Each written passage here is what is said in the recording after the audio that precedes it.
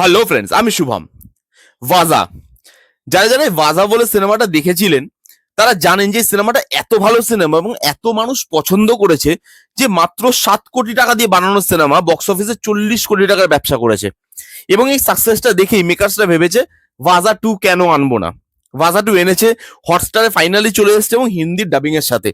দেখলাম আমি কেমন হলো সিনেমাটা, সেটা নিয়ে কথা বলবো এই ভিডিওতে। এই সিনেমাটা হলেও এসেছিল, তখন আমার দেখা হয়নি, এবং এই সিনেমাটা হলেও কিন্তু সাকসেসফুল, হলেও একটা বড় সড়ো বক্স অফিস জেনারেট করেছে। তো দেখলাম ফাইনালি, কেমন লাগলো সেটা নিয়ে কথা বলবো। এবার আপনারা জিজ্ঞেস করবেন সাধারণতই যে ওয়াজা 2 যেহেতু, তো ওয়াজা 1 কি দেখাটা জরুরি? না, দেখা জরুরি নয়, কিন্তু একটা জিনিসের যদি আপনি মজা নিতে চান তাহলে আপনাকে ওয়াজা 1টা দেখতে হবে। সেটা কি, সেটা আমি আসছি পরবর্তীকালে ভিডিওতে। এবার যদি এর গল্পটা বলি, 4টে বন্ধুর গল্প। 4টে বন্ধু স্কুলে খুব গলায় গলায় বন্ধুত্ব। একটা পরীক্ষা দেয়, তারা পরীক্ষা দেওয়ার পর 3টে বন্ধু পাস করে যায়, কিন্তু একটা বন্ধু ফেল করে যায়। এবার যারা পাস করে যায় তারা বাইরে চলে যায় কাজের জন্য, আর একটা বন্ধু যে ফেল করে যায় তাকে গ্রামেই থেকে যেতে হয়। ওই যে 3 ইডিয়টস এ বলেছিল না कि दोस्त अगर फेल हो जाए तो बहुत दुख होता है, लेकिन दोस्त अगर फर्स्ट आ जाए तो और भी बहुत दुख होता है। তো তারা চলে যায়। এবারে 4টে বন্ধুর বন্ধুত্ব থাকে কিনা এবং 4টে বন্ধুর লাইফ লাস্ট অব্দি কোথায় গিয়ে দাঁড়াচ্ছে, এই নিয়েই এই সিনেমাটা। 2.5 ঘন্টার একটু উপরে রানিং লেন্থ। এবার যদি পজিটিভ দিক নিয়ে কথা বলি, দেখুন বেশ কিছু পজিটিভ দিক আছে। প্রথমত, ওয়াজা এমন কোনো সিনেমা নয় যেটার গল্প আহামরি। ওয়াজা এমন কিছু ছেলের গল্প বলে বা এমন কিছু মানুষের গল্প বলে যাদেরকে আমরা আশেপাশে রোজ দেখি, আমাদের আশেপাশের গল্প এটা। ওয়াজার যেটা এক্সট্রাঅর্ডিনারি ফ্যাক্টর সেটা হচ্ছে এর এক্সিকিউশন।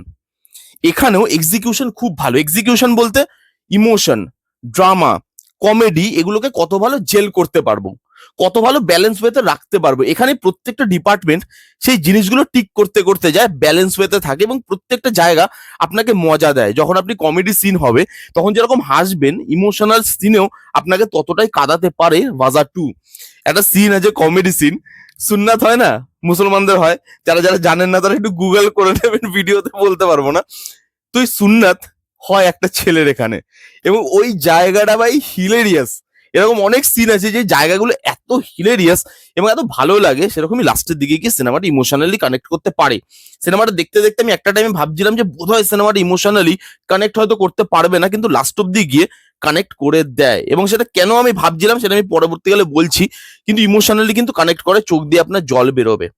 এখানে যে স্কুলের মোমেন্ট গুলো, সেগুলো আপনাকে আপনার স্কুলের কথা মনে করাবে, ওই এরাটার কথা মনে করাবে, ওটা ফিল করায়।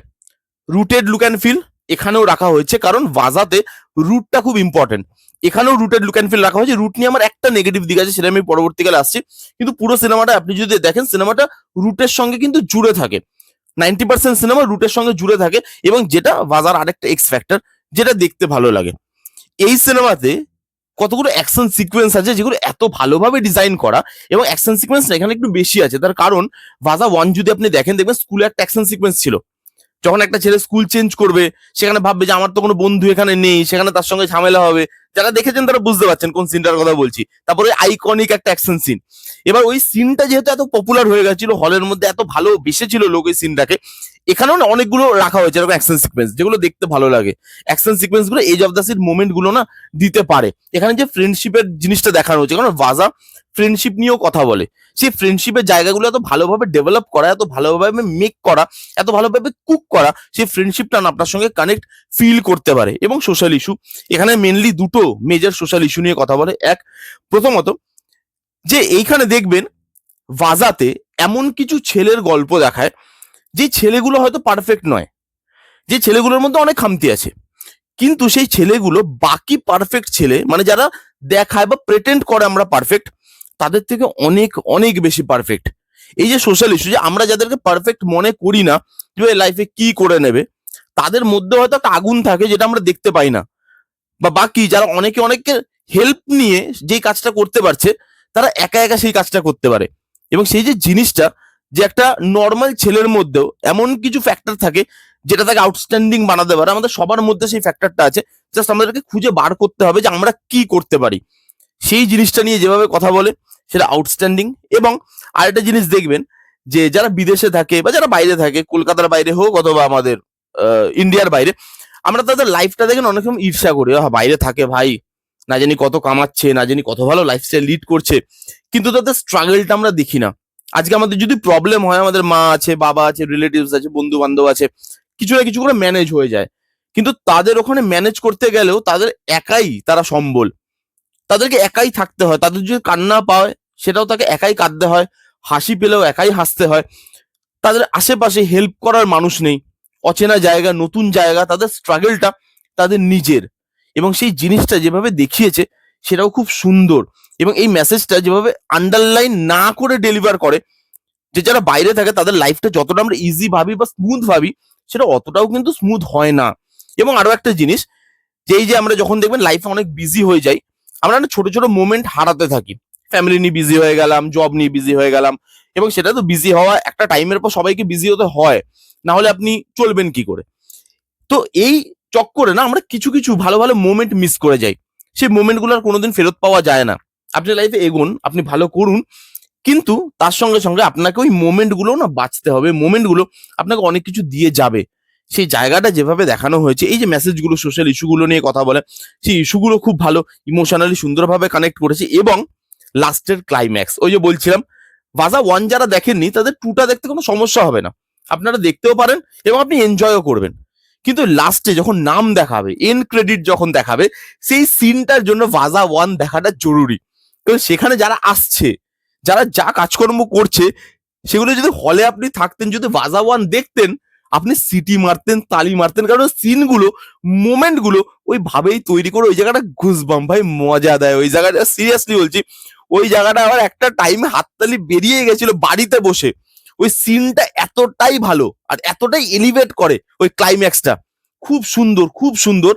এবং যেভাবে ক্লাইম্যাক্সটাকে ডিজাইন করেছে, তার জন্য সেটার মজাটা নেওয়ার জন্য আপনাকে পার্ট ওয়ানটা দেখতে হবে, নাহলে সিনেমাটার জন্য পার্ট ওয়ানের দরকার পড়ে না। এই ছিল মোটামুটি পজিটিভ দিক। এবার যদি নেগেটিভ দিক বলি, একটা জিনিস, না দুটো জিনিস আমার মেনলি নেগেটিভ লেগেছে। এক হচ্ছে এই যে রুটনেসটা আমি বলছিলাম, যে রুটনেস নিয়ে আমার একটা কমপ্লেন আছে। দেখুন, এই সিনেমাটা রুটেড, 90% সিনেমা রুটেড, কিন্তু একটা টাইমের পরে যে তিনটে বন্ধু যারা পাস করে গেছে তারা বিদেশে চলে যাচ্ছে।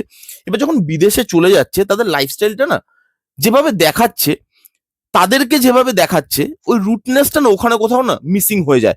অডিয়েন্সের থেকে সিনেমাটা কোথাও দূরে যেতে থাকে। তাদের যা যা কাজকর্ম করতে দেখাচ্ছে, আপনার মনে হচ্ছে কি একটু বোরিং, একটু লেন্দি লাগছে, একটু ড্র্যাগ করছে। পরবর্তীকালে আবার সিনেমাটা পিক ধরে নেয়, আবার সিনেমাটা ইমোশনাল টাচটা দিয়ে আবার ওই বাজার যে ফিলিংটা বা বাজার যে ইমোশনটা, সেটাকে ক্যাপচার করে আনতে চেষ্টা করে, যেটা তারা সাকসেসফুলি করতেও পারে। কিন্তু এই মাঝখানে কিছু জায়গায়, কিছু পোর্শনে রুটনেসটা একটু মিসিং হয়ে যায়, একটু ল্যাভিশ লাগে দেখতে। আপনার মনে হয় এই ল্যাভিশনেসটার কি দরকার ছিল?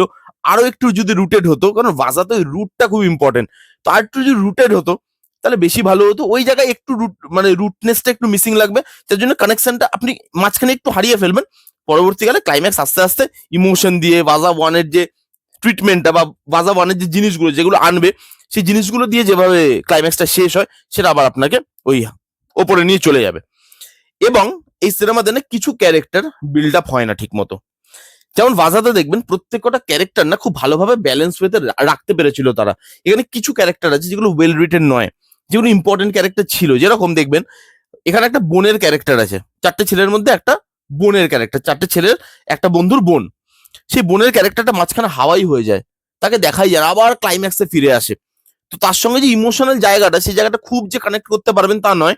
ইমোশনাল হবেন হয়তো বাকিগুলো দেখে, তার পোর্শনটা আপনার কোথাও কি মনে হবে যদি আরেকটু তাকে দেখানো হতো, এই জায়গাটা তো ইমোশনালি 100% হতাম। সেই জায়গাটা আপনার মনে হবে এই ক্যারেক্টারটি যখন বিল্ড আপ হয়নি। ভাজিল জোসেফের একটা ক্যারেক্টার ছিল ভাজা ওয়ানে, পুলিশ অফিসার ছিল, এখানেও একটা পুলিশ অফিসার আছে, কিন্তু সেই ক্যারেক্টারটা না আপনার একটু ফোর্সফুল বলে মনে হয়। আচ্ছা, ভাজিল জোসেফকে দেখিয়েছিলাম, সেই ক্যারেক্টারটা খুব পপুলার হয়েছিল কারণ সেই ক্যারেক্টারটা লেখা ভালো ছিল।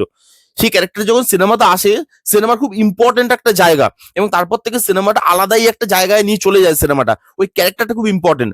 এখানে একটু ফোর্সফুল বলে মনে হয়, এবং তারপরে পুলিশ অফিসারের ক্যারেক্টারটাকে মানে হাওয়া করে দেওয়া হয়, তার কোনো কাজ থাকে না।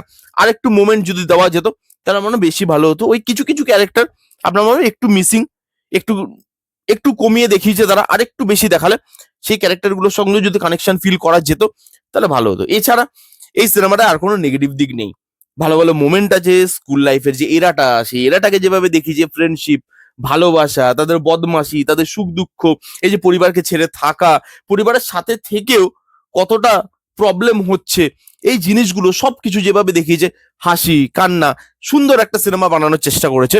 এবার যদি আপনি কম্পেয়ার করেন ভাজা ওয়ান না ভাজা টু, ভাজা ওয়ান সবসময় বেটার, কিন্তু টুটা এরকম হয়নি যে যে সিনেমাটা আপনি বসে দেখতে পারবেন না, যেখানে খালি টাকার জন্য ফ্র্যাঞ্চাইজ ফিল্ম বানানো হয় বা টাকার জন্য পার্ট টু বানানো হয়, যেটা অনেক পার্ট টু দেখে আমাদের মনে হবে এই সিনেমাটা দরকারই বা কি ছিল।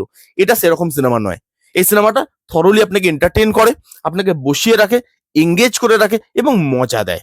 যারা যারা ভাজা 1 দেখেছেন তাদের জন্য এই সিনেমাটা মাস্ট ওয়াচ। ভাজা 2, যারা যারা ভাজা 2 দেখেননি এখনো পর্যন্ত, যান গিয়ে দেখুন। এবং আমি তো বলবো পারলে দুটো সিনেমা একসাথে দেখুন, পরপর দেখুন, ভালো লাগবে। এই ছিল ভাজা 2 এর রিভিউ। কারা কারা দেখেছেন, কেমন লেগেছে কমেন্ট করে জানান। যারা যারা দেখেননি যান গিয়ে দেখুন, কেমন লাগলো রিভিউটা জানাতে ভুলবেন না। ভালো লাগলে প্লিজ করে থামস আপ, লাইক করবেন, কমেন্ট করবেন, শেয়ার করবেন, চ্যানেলটাকে মাস্ট মাস্ট সাবস্ক্রাইব করবেন। দেখা হচ্ছে নেক্সট কোনো ভিডিওতে। ততক্ষণ bye bye, take care and be safe.